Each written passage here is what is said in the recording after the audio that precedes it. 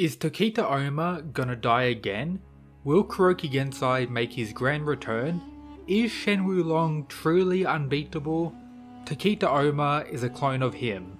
Before I get into all of this insanity, we have some unfortunate news. It is becoming harder and harder to make Kengan Mega content. My previous video about Luhan and Ohma being a clone of him was taken down via a strike, something that isn't that uncommon as many of you already know, but the time frame in which the video was removed is a major concern, after only 8 hours of being active on the channel, which pretty much defeats the entire purpose of making chapter related Kengan Omega content. This is because the lifespan or main point where those videos get views is within the first 2 days or sometimes a week. Previously I had old videos removed, which is very annoying as having 3 strikes active on the channel means it has a chance of being removed.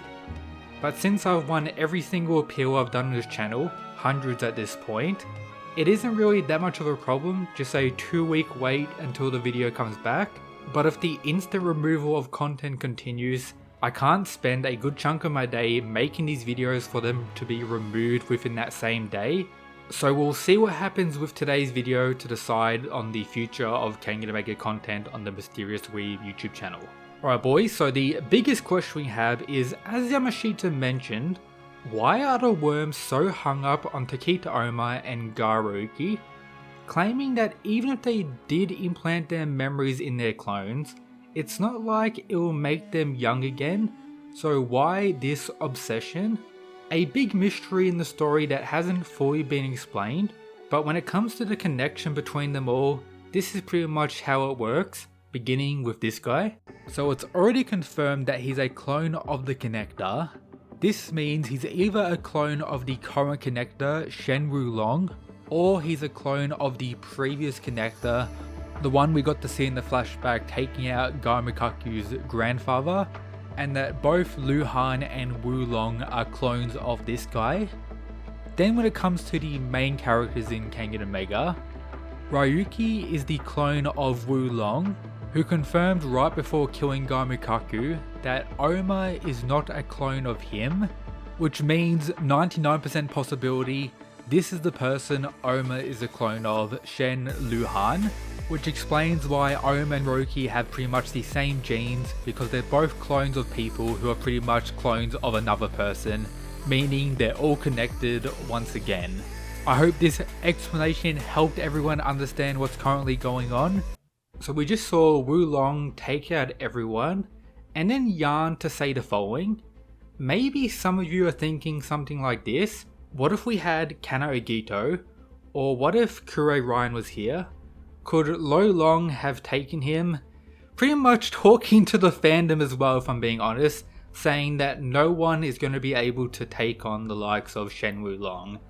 Unless, of course, the almighty beard arrives.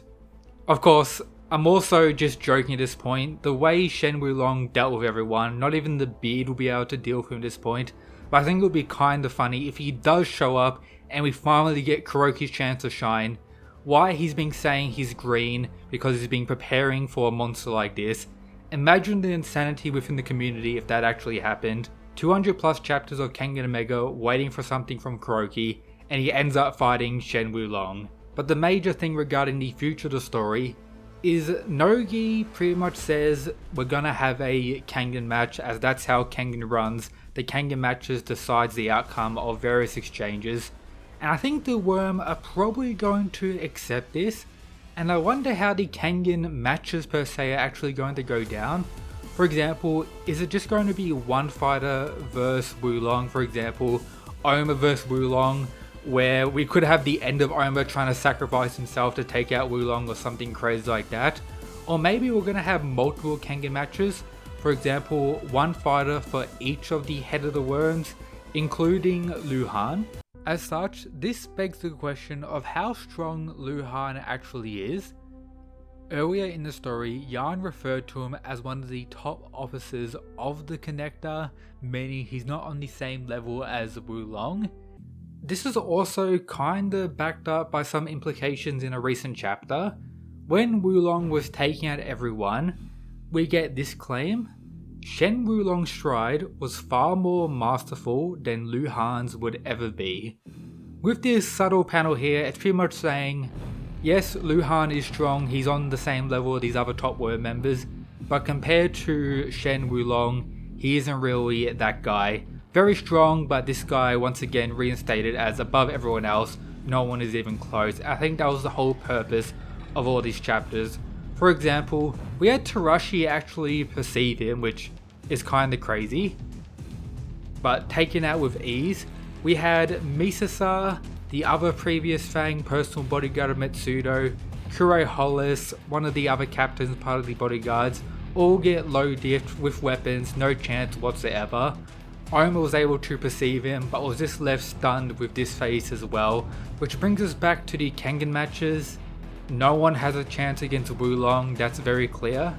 But if Wulong wasn't the one to be fighting, I think they could have an opportunity. For example, Ohma versus someone like Yan, or the person who he may be a clone of according to me. Those two fighting, I could imagine that would actually be insanely close. And maybe it will be 4 fights, as we have Yan, Luhan, this other guy, and Wulong here. Wulong guaranteed victory, and then the Kengan fighters could win the other 3. But honestly, who knows what's going to happen. It's not looking good for the Kengan Association regardless, as the Worm has demonstrated to be superior when it comes to fighting power, and completely outplayed them in every regard. Bringing us to Yan's overall goal, which is discussed throughout these chapters. I'm not sure if this is exactly the case or there's some underlying thing.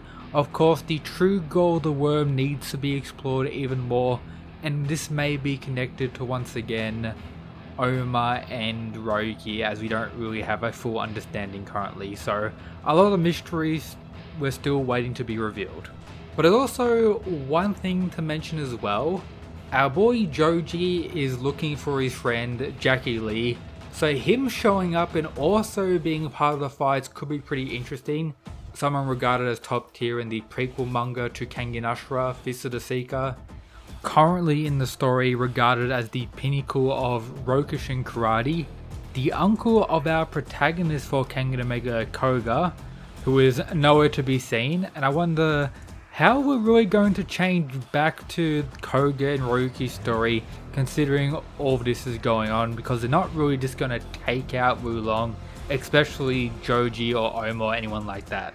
And if we're being honest, if we look at the writing of Kengan Omega, the way Wulong has been set up and portrayed in the story so far, it doesn't really make sense for him to be defeated in any way or even taken out of the story.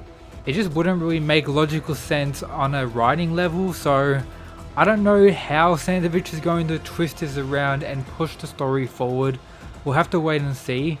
Let me know down below what you think is going to happen next. Subscribe for more Kengan content, it's greatly appreciated.